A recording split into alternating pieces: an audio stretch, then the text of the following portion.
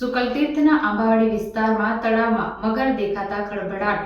One વિભાગ અને ટ્રસ્ટીની ટીમે ઝડપી કામગીરી કરી મગરને પકડી સલામત રીતે છોડાયો.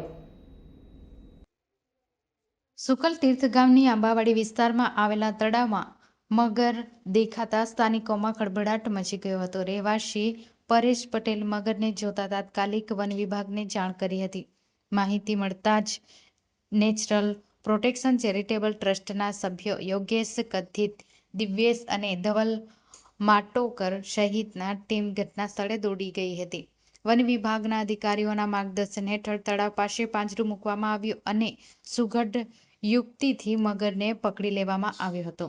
બચાવ કામગીરી પૂર્ણ થતાં મગરને સુરક્ષિત રીતે વન વિભાગના હવાલે સોંપવામાં આવ્યો. મગરની ડોક્ટરી તપાસ કરવામાં આવી અને સ્વાસ્થ્ય જણાતા તેને અનુકૂળ કુદરતી નિવાસ સ્થાને પાછો છોડવામાં આવ્યો.